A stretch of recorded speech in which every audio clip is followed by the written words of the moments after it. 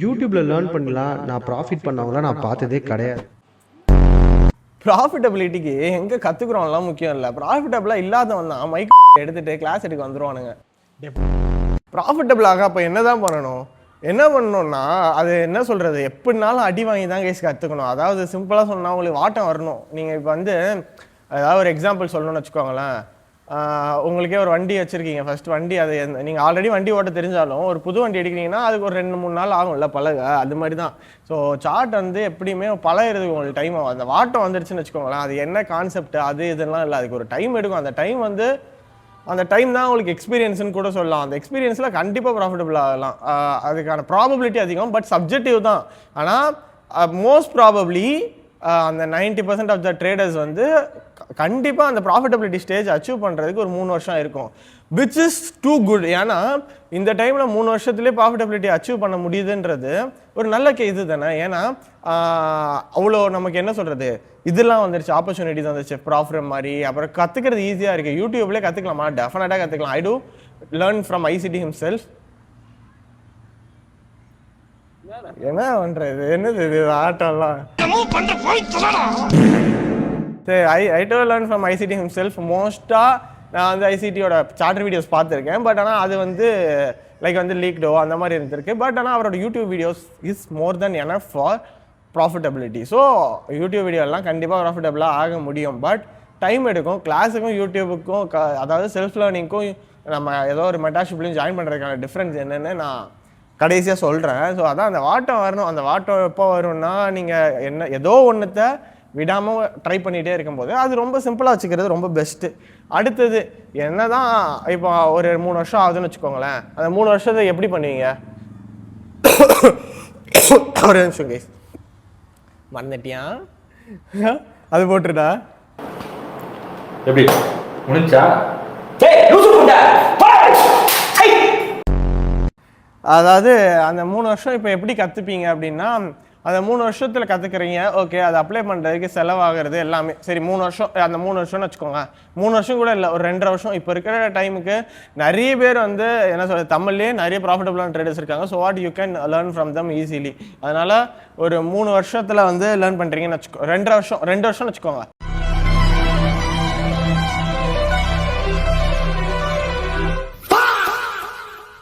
ரெண்டு வருஷத்தில் உங்களுக்கான செலவு என்னன்னு பார்ப்போமா? இப்போ வந்து செல்ஃப் லேர்ன் பண்ணுறீங்கன்னு வச்சுப்போம். செல்ஃப் லேர்ன் பண்ணுறீங்க. ஸோ மென்டர்ஷிப்புக்கு காசு இல்லை, அக்கௌண்ட்டு தான். ஓகேவா? ப்ராஃபிட்ஸ் தான் வாங்குறீங்க. ஃபியூச்சர்ஸில் வாங்குறீங்கன்னு வச்சுக்கோங்க. ஃபியூச்சர் ப்ராஃபிட்ஸ் வாங்குறீங்கன்னா ஃபஸ்ட்டு வந்து ஒரு 25K அக்கௌண்ட். ஓகேவா? From loose it. ஓகேவா? லூஸ் இட்டில் நான் அஃபிலியேட் வச்சுருக்கேன், அதுவும் ஒன்று. அப்படி இல்லாமல் லூஸ் இட் நல்லா இருக்குது. ஏன்னா அவங்ககிட்ட வந்து டைம் லிமிட் கிடையாது. வேணும்னா ஃப்ளக்ஸ்ன்ற கோட் யூஸ் பண்ணிங்கன்னா மேக்ஸிமம் டிஸ்கவுண்ட் கிடைக்கும். இப்போ அரௌண்ட் 50% ஆஃப் போயிட்டுருக்கு. அவங்கள டைம் லிமிட் கிடையாது, ஃபியூச்சர்ஸ்க்கு டைம் லிமிட்டும் கிடையாது, ஆக்டிவேஷன் ஃபீயும் கிடையாது. They are too good. என்னன்னா ஒரே டேயில் பே அவுட் வந்துடுது. இது நோட் பண்ணிக்கோங்க. அடுத்தது இப்போ என்ன சொன்னேன், லூஸ் இட்ல அக்கௌண்ட் வாங்குறோம் 25K. அரௌண்ட் எவ்வளோடா? $50 $50 வரும்.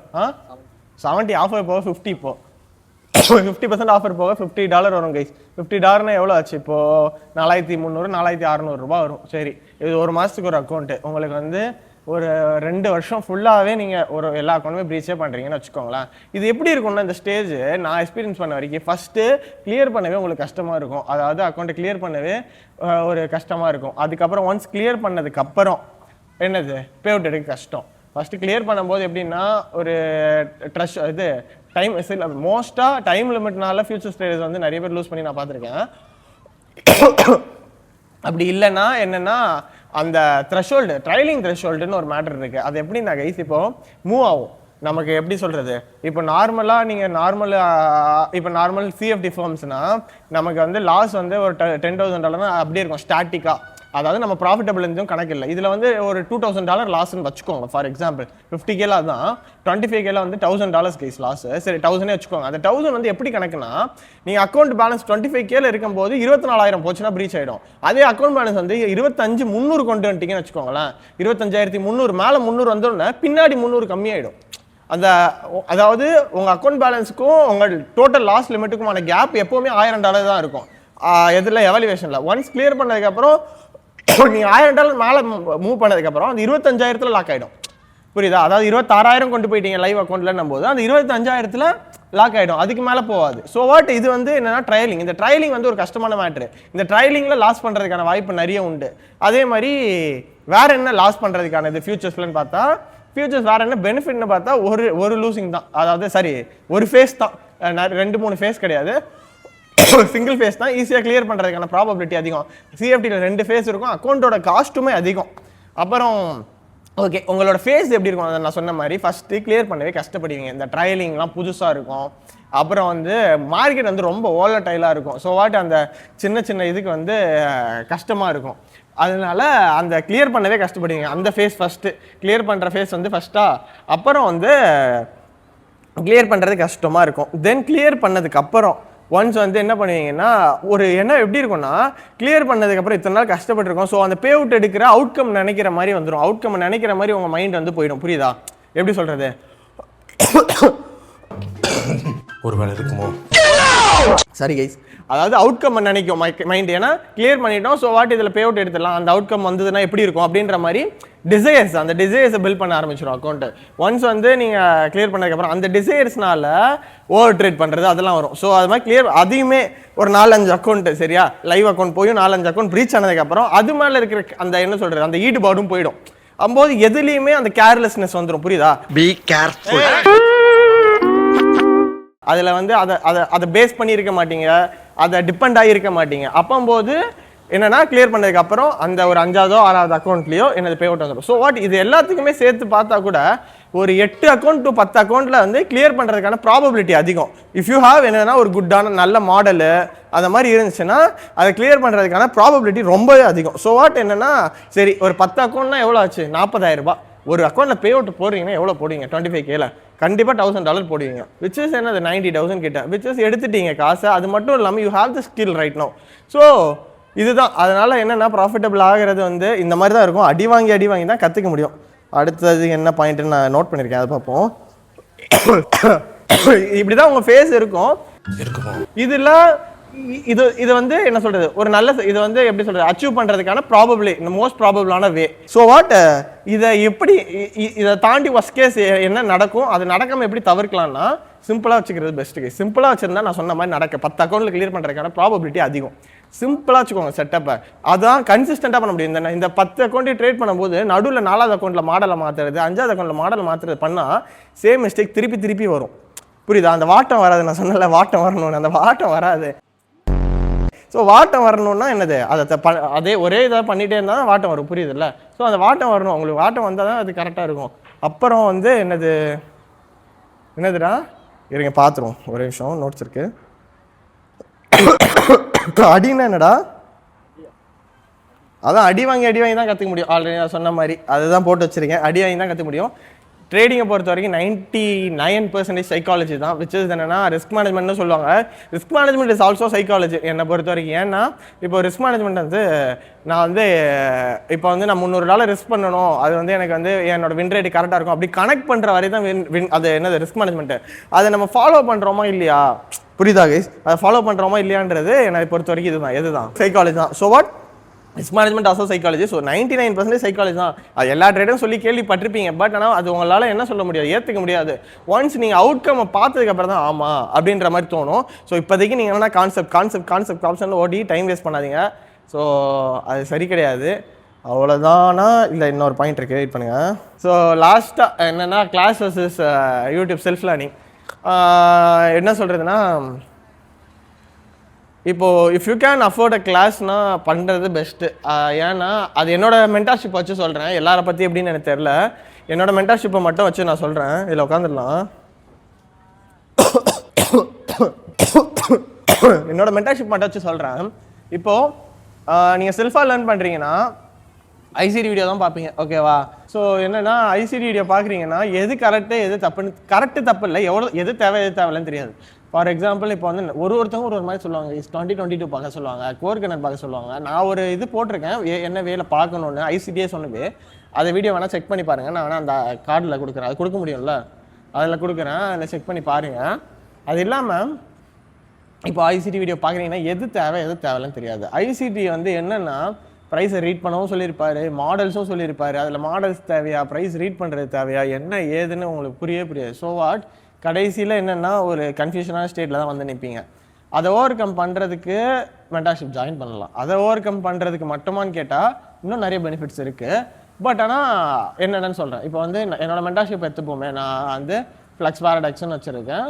அதில் என்னென்னா we do teach fundamentals. எப்படின்னா இந்த ஃபியூச்சர்ஸ் மார்க்கெட் எப்படி ஆப்ரேட் ஆகுது எல்லாமே, அப்புறம் வந்து ஃபாரெக்ஸையும் டீச் பண்ணுறோம். அண்ட் டெக்னிக்கல்ஸ், நான் என்ன ட்ரேட் பண்ணுறேன்னா ஐசிடியோட டெக்னிக்கல்ஸ், அதெல்லாம் என்ன தேவையோ அதை மட்டும் ஃபில்டர் பண்ணி then we do teach Indian மார்க்கெட்டோட ஆப்ஷன்ஸும் டீச் பண்ணுறோம். ஏன்னா ஹோல் ஃபினான்ஷியல் மார்க்கெட் என்னோட நாலேஜ் எல்லாமே டீச் பண்ணுறேன். அப்புறம் சைக்காலஜி செஷன்ஸ் வந்து வரப்போகுது. தென் வந்து மெசேஜ் வந்து சார் தண்ணி அப்படியும் ஓகே. அப்புறம் வந்து சைக்காலஜி செஷன்ஸ் வரப்போகுது அண்ட் ரிஸ்க் மேனேஜ்மெண்ட் இது எல்லாமே சொல்கிறேன். இது போக ஐ டூ ட்ரேட் லைவ். அதுவும் நானே ட்ரேட் லைவாக ட்ரேட் பண்ணுவேன். நிறைய மென்டார்ஷிப்ஸில் வந்து இங்கே வந்து அவங்க இருப்பாங்க, உள்ளே போனால் வேறு மென்டார்ஸ் இருப்பாங்க, அதெல்லாம் எதுவுமே கிடையாது. ஐ டூ டீச். நான் தான் கிளாஸஸ் எடுத்திருப்பேன். நான் தான் ஒன் நீங்கள் ஜாயின் பண்ணாலும் சரி, பாராடாக்ஸாக இருந்தாலும் சரி, நான் தான் கிளாஸ் எடுத்திருப்பேன். அண்ட் நான் தான் லைவும் ட்ரேட் பண்ணுவேன் daily. So daily live trade பண்ணும்போது நான் வந்து என்ன சொல்கிறதுனா ஸ்ட்ரீமுக்காக ட்ரேட் பண்ண மாட்டேன் கைஸ், டு பி ஹானஸ்ட். ஏன்னா எனக்கு வந்து ட்ரேட் தான் முக்கியம். ஓகேவா, கிளாஸஸ் வந்து அதுவும் ஒரு இன்கம் தான், அதில் இன்கம் வரலன்னு சொல்ல மாட்டேன். பட் கம்பேரிட்டிவ்லி என்னோட ROI கம்மி கிளாஸில், ரைட்டா? இதை தாண்டி ட்ரேடை விட. ஸோ ட்ரேடு தான் எனக்கு என்ன இது பண்ணுவேன்றதுனால நான் என்னென்ன பண்ணுவேன், கேம்பிள் பண்ணுவேன். சம்டேஸ் ஐ டூ கேம்பிள். ஏன்னா இப்போ வந்து வின்னிங் டேக்காக $150 தான் வேணும்னா அந்த வின்னிங் டேக்காக நான் கேம்பிள் பண்ணுவேன். அப்படி என்னன்னா $300 ரிஸ்க் பண்ணி ஒரு 150 மட்டும் எடுப்பேன். அது கண்டிப்பாக எல்லாருக்குமே நடக்கும்ல. நான் சும்மா ஸ்ட்ரீம் பண்ணுறதுக்காக வந்துட்டு அந்த மாதிரி கேம்பிள் பண்ணாமல் இருந்தேன்னா அப்போ எப்படி ப்ராஃபிட்டபிலிட்டி அச்சீவ் பண்ண முடியும்? நிறைய பேர் அப்போ அவங்க வந்து அதை கற்றுப்பாங்கன்னா கண்டிப்பாக கற்றுக்கோங்க, தப்பு இல்லை. அதில் என்ன தப்பு இருக்குது யோசிச்சு பாருங்க. இப்போ நீங்கள் வந்து $10,000 ஒரு நாளில் பண்ணிட்டீங்க, 5 வின்னிங் டேக்கு மட்டும் ட்ரேட் பண்ணுறீங்க. அப்போது 150க்கு 300 ரிஸ்க் பண்ண என்ன தப்பு இருக்குது? ஆல்ரெடி 10,000 பில் பண்ணியிருக்கீங்களா? ஸோ என்னோட பேலன்ஸ் எல்லாமே நான் சொல்லுவேன். இந்த மாதிரி நான் அதனால் இவ்வளோ ரிஸ்க் பண்ணுறேன், நான் கேம்பிள் தானே, கேம்பிள் தான். அந்த கேம்பிள் தப்பான்னு கேட்டால் இட்ஸ் என்ன சொல்கிறேன், கேல்குலேட்டிவ் ஒன் தானே. ஏன்னா அந்த 300 லாஸ் ஆனாலும் பிரச்சனை இல்லை, அந்த 150 வந்து அன்றைக்கி பே அவுட் போடலாம்ல. ஸோ நான் என்ன பண்ணுறேனோ அது அப்படியே ராவாக இருக்கும், அதில் அப்படி தான் ட்ரேட் பண்ணுவேன். அண்ட் தென் வந்து அவ்வளோவா டெக்னிக்கல்ஸே யூஸ் பண்ண மாட்டேன். இன்னும் என்ன சொல்கிறதுனா அந்த வாட்டம் வந்துருச்சு கைஸ். ஏன்னா ஒரு 5 வருஷமாக ட்ரேட் பண்ணுறேன், 4.5 வருஷமாக.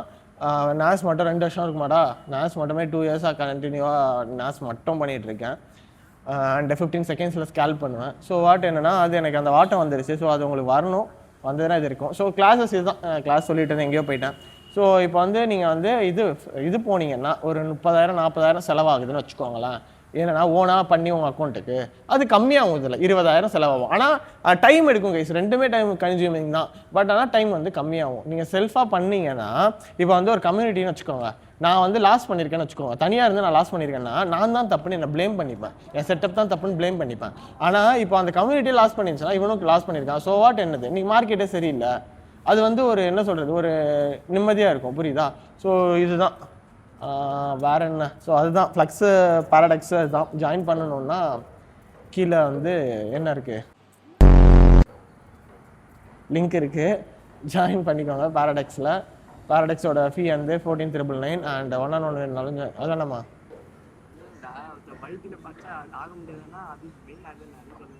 ஆமாம், அதை மறந்துட்டேன். என்னது பாராடாக்ஸோட ஃபீ வந்து 14,999 அண்ட் 1-on-1 வேணுனாலும். எதுக்கு வந்தோன்றதையே மறந்துட்டு நஜ சமையல்காரனாவே மாறிட்டாங்க. ஒய்டியில் பார்த்து ப்ராஃபிட்டபிள் ஆக முடியுமா, முடியாதா? கண்டிப்பாக ஆகலாம் guys, but time consuming. And அவர் சொல்கிற உண்மையான அந்த என்ன சொல்கிற, ஒய்டியில் பார்த்து ப்ராஃபிட்டபிளே ஆக முடியாதான்னு கேட்டால் டெஃபினட்டாக ஆக முடியும். It's upon you and your psychology. அதனால் கிளாஸ் சேர்ந்து மட்டுமே ப்ராஃபிட்டபிள் ஆகாதவங்க நிறைய பேர் இருக்காங்க. அவங்கெல்லாம் என்னென்னா அந்த அவுட்கம்மை ஃபோக்கஸ் பண்ணி வரவங்க. ஸோ அவங்களுக்கு மைண்ட் செட் சரியில்லை. அதனால் இதில் தான் அதில் தான் கிடையாது கைஸ். இதில் ப்ராஃபிட் பண்ண முடியும், டைம் கன்சியூமிங். செல்ஃபாக லேர்ன் பண்ண நான் சொன்னல, செல்ஃபாக லேர்ன் பண்ணால் நிறைய செல்ஃப் டவுட் வரும். டு பி ஹானஸ்ட் என்ன சொல்கிறதுனா, இது மாதிரி நம்ம கரெக்டான வேலை தான் போகிறோமா, குவிட் பண்ணுறதுக்கான ப்ராபபிலிட்டி அதிகம் கைஸ். ஆனால் என்னென்னா இன்வெஸ்ட்மெண்ட் யாருமே எனக்கு மோஸ்ட்டாக தெரிஞ்சு காசு ரொம்ப காலி ஆயிடுச்சு, எனக்கு லாஸ் ஆயிடுச்சு அப்படின்னு குவிட் பண்ணவங்க கம்மி. என்னன்னா ப்ராஃபிட் வந்ததுக்கப்புறம் இஃப் யூ ஆர் ட்ரேடிங் என்னது US இண்டெக்ஸ் ஃபியூச்சர்ஸோ இல்லாட்டி என்னது ஃபாரெக்ஸோ ட்ரேட் பண்ணுறீங்கன்னா, இந்தியன் மார்க்கெட்டில் அப்படி குவிட் பண்ணியிருக்காங்க. ஏன்னா இந்தியன் மார்க்கெட்டில் ஓன் ஃபண்டில். ஆனால் ஃபாரெக்ஸோ ஃபியூச்சர்ஸோ என்ன சொல்கிறது, இந்த மாதிரி காசு எனக்கு ரொம்ப லாஸ் ஆயிடுச்சுன்னு குவிட் பண்ணவங்க கம்மி. அவங்க போட்ட எஃபர்ட்ஸ் டைம் எடுத்திருக்கு அப்படின்னு குவிட் பண்ணவங்க வேணால் இருக்க வாய்ப்பு இருக்குது. ஏன்னா நீங்கள் டெய்லி ப்ரீச் பண்ணால் வேணால் அப்படி வாய்ப்பு இருக்குது. ஆனால் ஓரளவு நீங்கள் ஸ்டாட்டிஸ்டிக்கலாக நல்லாவே ரிஸ்க் மேனேஜ்மெண்ட்டோட போகிறீங்கன்னா என்ன சொல்கிறது, நீங்கள் இது பண்ணுறதுக்கான ப்ராபபிலிட்டி கம்மி. என்ன சொல்கிறது, அந்த காசுனால ப்ரீச் ஆகிறதுக்கான ப்ராபபிலிட்டி கம்மி. அதனால் குவிட் பண்ணுறதுக்கு அதனால் என்ன சொல்கிறேன், யூடியூப்லேயும் ட்ரேட் பண்ணி லேர்ன் பண்ணலாம். பட் ஆனால் யூடியூப்பில் அந்த செல்ஃப் டவுட் வரும், இப்படி நம்ம பண்ணுறது கரெக்டு தானே தப்பு தானே. கிளாஸஸில் அது வரதுக்கான ப்ராபபிலிட்டி கம்மி. ஆனால் ஆல்ரெடி இன்னொரு கம்யூனிட்டி இருக்குல்ல, அதில் ஒரு ஸ்டூடெண்ட் பண்ணியிருக்க மாட்டாங்க. அப்புறம் வந்து மென்டார் இருப்பார். So you can have a support. நானுமே என்னென்னா லைஃப் டைம் ஆக்சஸ் தான் நம்ம இதில். இத்தனை நாள் இந்த ஒரு வாரம் கிளாஸ் அதெல்லாம் கிடையாது. நான் லைஃப் டைம் ஸ்ட்ரீம் பண்ணுறது எல்லாமே வரும். நான் என்னென்ன ட்ரேட் பண்ணணும் எல்லாமே வரும். ஒரு நாள் எடுக்க மாட்டேன், அதை எடுக்க மாட்டேன், அவ்வளோதான். ஸோ இதுதான். அதனால் உங்களுக்கு சப்போர்ட் இருக்கும். அந்த மாதிரி கிளாஸ் இருந்தால் அந்த சப்போர்ட் இருக்கும். வேறு என்ன, அவ்வளோதான் கீஸ். இதெல்லாம் பேசணும்னு நினச்சேன். ஸோ யூடியூப் பார்த்தும் ப்ராஃபிட்டபிள் ஆகலாம், கிளாஸில் இருந்தும் ப்ராஃபிட்டபிள் ஆகலாம். இந்த ப்ராபபிலிட்டிஸ் ஆர் என்ன சொல்கிற கிளாஸஸில் கொஞ்சம் அதிகமாக இருக்குது. அதான் யூடியூப்பில் சொன்ன மாதிரி அதை ஒரு கைடனாலும் பார்த்துருக்காது. கிளாஸஸும் கைடனாலும் பார்த்து இல்லாத கிளாஸஸ் இருக்குது. ஒரு வாரம் வந்து ரெசார்ட்டில் எடுக்கிறது அது இதுன்னு. அவ்வளோதான், வேறு என்ன. பார்ப்போம் கைஸ், பாய். நான் யூடியூப்பு அப்புறம் self learn from ICT himself. எந்த விதமான இதுவும் கிடையாது. பட் நான் ஏன் கிளாஸ் வச்சுருக்கேன்னா பீப்புள்ஸுக்கு கொஞ்சம் ஈஸியாக இருக்கும், எனக்கும் காசு, அவ்வளோதான். வச்சுறேன் கைஸ், பாய் கைஸ். உங்களை மாதிரி மனுஷன்லாம் இருக்கனாலதான் கொஞ்சமாச்சும் மழை பெய்யுது. என்ன மனுஷன்